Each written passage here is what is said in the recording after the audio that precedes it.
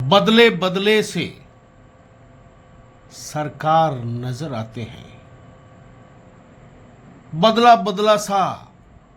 व्यवहार नजर आता है। नमस्कार, राजस्थान समता मंच में आपका स्वागत है। पहले तारानगर में विधायक के चुनाव में हार और फिर लोकसभा चुनाव 2024 में चूरू के भाजपा प्रत्याशी देवेंद्र झाझड़िया की हार ने पूर्व नेता प्रतिपक्ष राजेंद्र राठौड़ को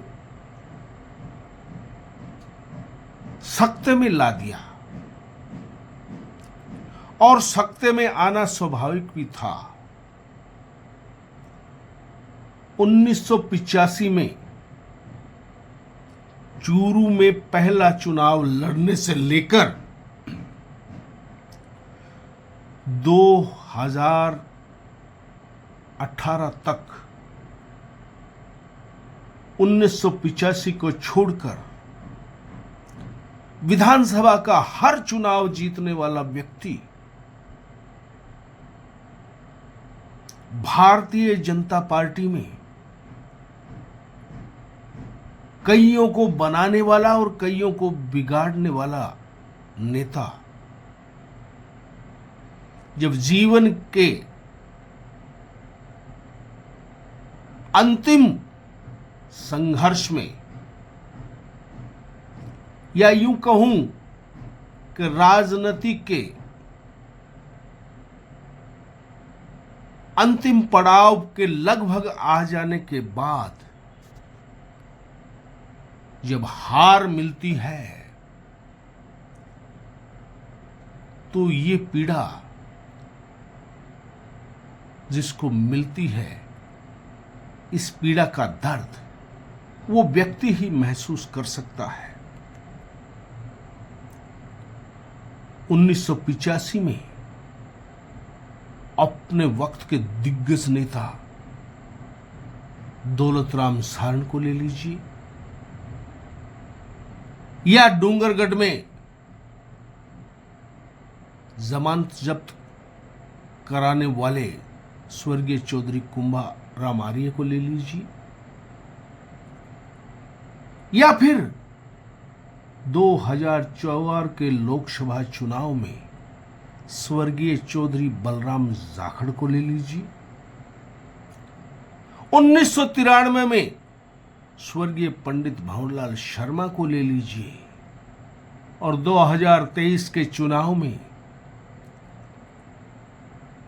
नेता प्रतिपक्ष राजेंद्र राठौड़ को ले लीजिए। चूरू जिले की राजनीति और चूरू जिले के मतदाता सब कुछ देखते हैं, सुनते हैं, लेकिन बोलते नहीं हैं। और दूसरे शब्दों में, स्थानीय भाषा में कहूं तो अपने राजनीति के पीक पर जाने के बाद नेताओं को राजनीतिक रूप से मारने में चूरू लोकसभा क्षेत्र, वर्तमान और पहले वाला, इस क्षेत्र की जनता पट्टे की खिलाड़ी है। लेकिन 2023 के विधानसभा चुनाव और 2024 के लोकसभा चुनाव में देवेंद्र झाझड़िया के चुनाव हार जाने के बाद हताशा और निराशा में नेता प्रतिपक्ष राजेंद्र राठौड़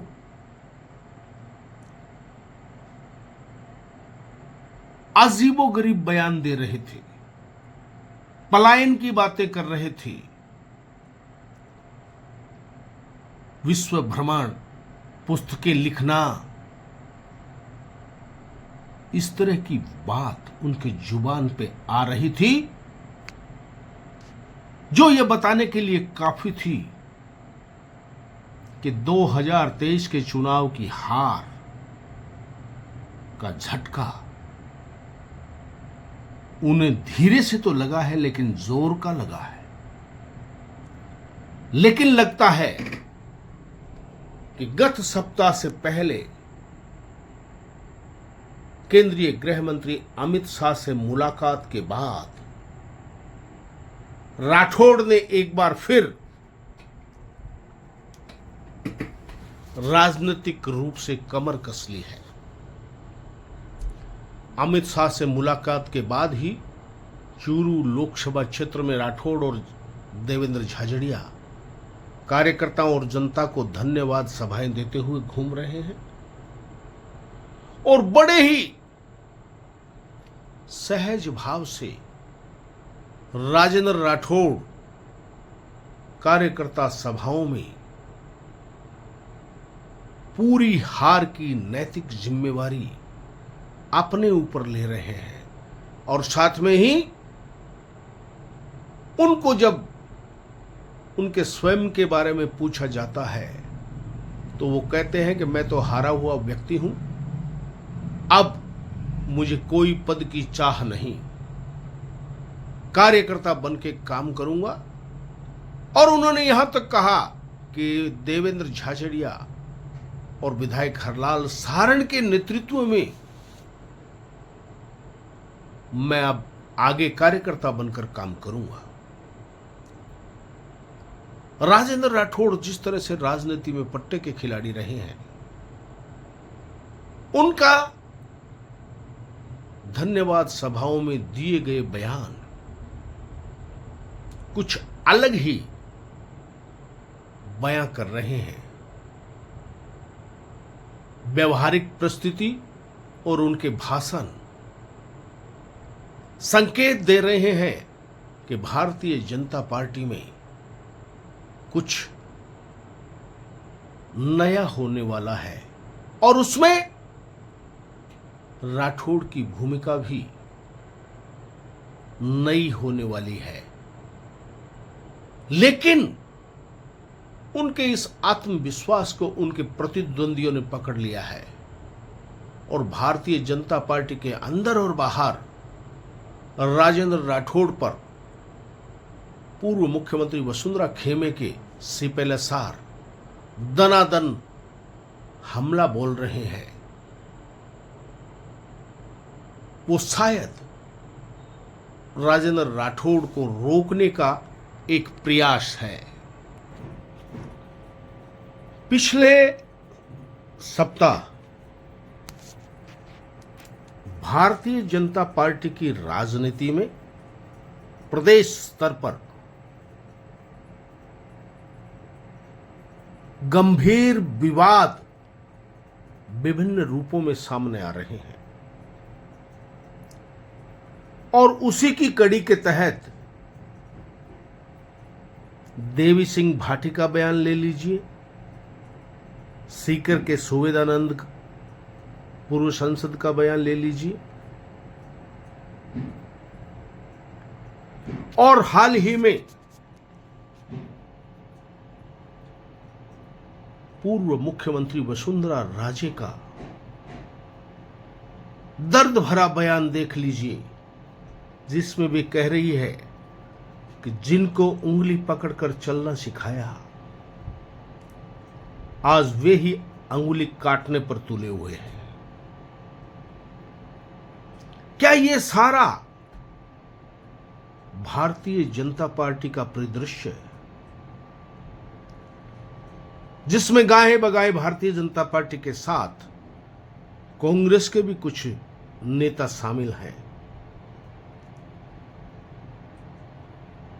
पूर्व प्रदेश भाजपा अध्यक्ष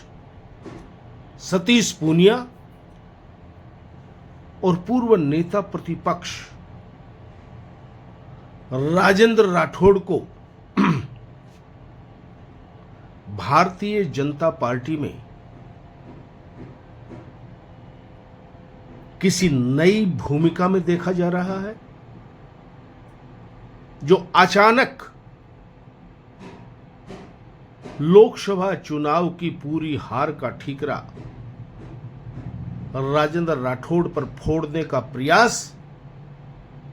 किया जा रहा है और उसके बाद उसे मजबूती प्रदान करने के लिए अलग अलग भारतीय जनता पार्टी के छत्रप बयानबाजी कर रहे हैं और उसमें कांग्रेस के कुछ लोग आग में घी डालने का काम भी कर रहे हैं। तो क्या ये सब सप्ताह भर पहले अचानक राजेंद्र सिंह राठौड़ दिल्ली गए और देश के गृह मंत्री अमित शाह से मुलाकात करके आए, तो सतीश पूनिया भी दिल्ली गए और जेपी नड्डा से मुलाकात करके आए। तो क्या पूनिया और राठौड़ की ये मुलाकातें उनके विरोधियों को बेचैन तो नहीं कर रही है? क्योंकि ये सारा आक्रमण का सिलसिला उसके बाद ही शुरू हुआ है। उससे पहले तो पार्टी के फोरम पर हार के लिए चिंतन मनन मंथन की बातें चल रही थी और जब भारतीय जनता पार्टी के नेता चिंतन मनन और मंथन में अपनी अपनी राय देके आ चुके, तो फिर वो कौन सी परिस्थितियां हैं जिनके चलते उनको सोशल मीडिया और मीडिया के सामने आकर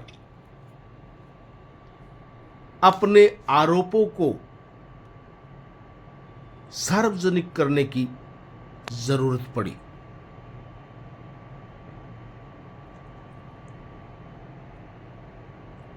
सुवेदानंद सरस्वती हो,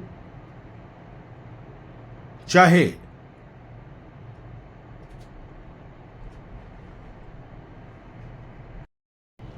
पूर्व काबीना मंत्री देवी सिंह भाटी हो, या झुंझुनू से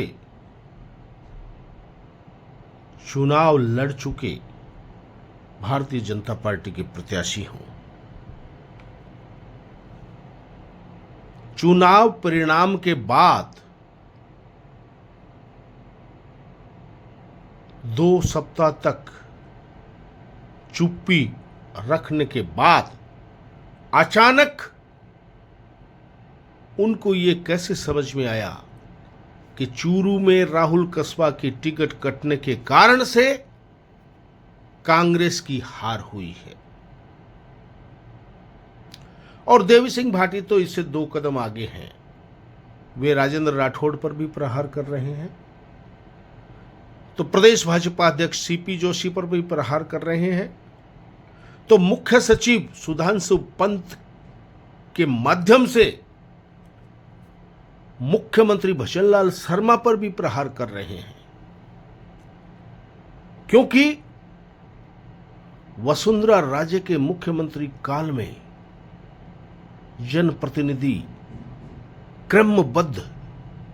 उनकी एक मुस्कान नजरें मिलने के लिए तरसा करते थे। वे आज मुख्य सचिव के चैम्बर के बाहर विधायकों के खड़े होने को बहुत ही गंभीर मसला बता रहे हैं। दरअसल देवी सिंह भाटी सीधा भजनलाल शर्मा का नाम लेने से बच रहे हैं,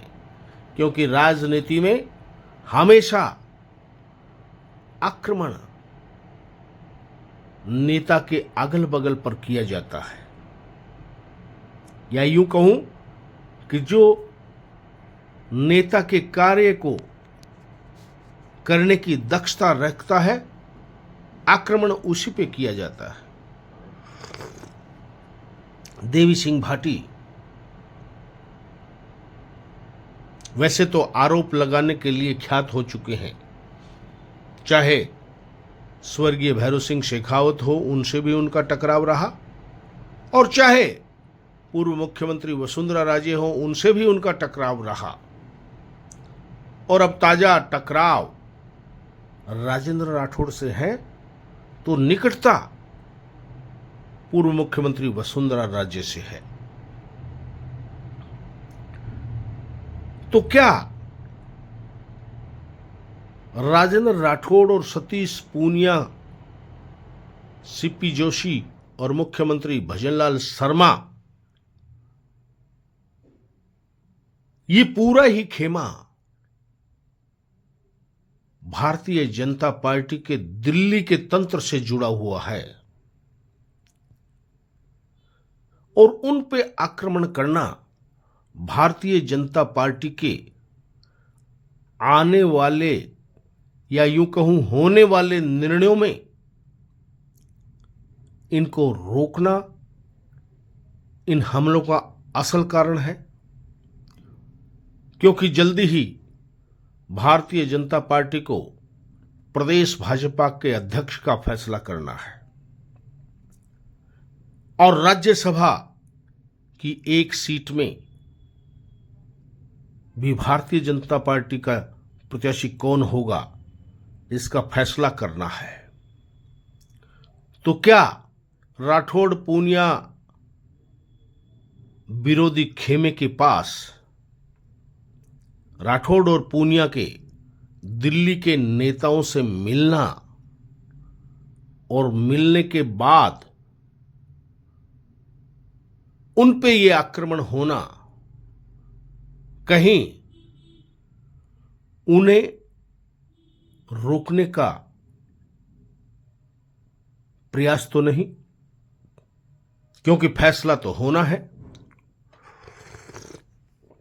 ये तो सभी जानते हैं। और दूसरी तरफ अगर हम देखें तो पूर्व नेता प्रतिपक्ष राजेंद्र राठौड़ लोकसभा चुनावों में देवेंद्र झाझड़िया के हार जाने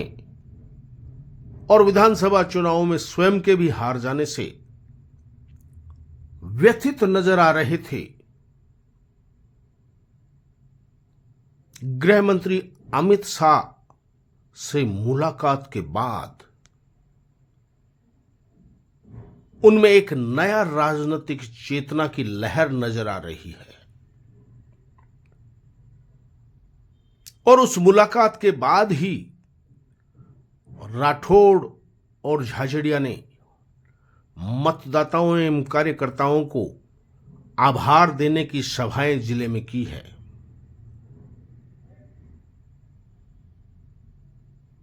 तो क्या देवी सिंह भाटी, सुभेदानंद और स्वयं मुख्यमंत्री रह चुकी वसुंधरा राजे का बयान राजेंद्र राठौड़ पर ही तो तंज नहीं है, क्योंकि देवी सिंह भाटी और सुभेदानंद ने तो नाम लेकर कहा है, लेकिन वसुंधरा राजे ने इशारे इशारे में कहा है। तो क्या सतीश पूनिया और राजेंद्र राठौड़ दोनों में से या फिर दोनों ही प्रदेश भाजपा अध्यक्ष और राज्यसभा सांसद के रूप में नामित तो नहीं होने जा रहे, जिससे उनके विरोधियों में इतनी छटपटाहट है? पता नहीं, लेकिन ऐसा हो भी सकता है। देखते हैं भारतीय जनता पार्टी राज्यसभा और प्रदेश भाजपा अध्यक्ष का क्या फैसला करती है, उससे स्पष्ट हो जाएगा। लेकिन राजनीतिक जानकार ये मानते हैं कि यदि ये आक्रमण राजेंद्र राठौड़ पर उन्हें रोकने के लिए है, तो भारतीय जनता पार्टी के अंदरूनी राजनीति के हिसाब से तो ये राठौड़ के ऊपर जो हमला किया गया है वो राठौड़ के पक्ष में जाता हुआ नजर आ रहा है।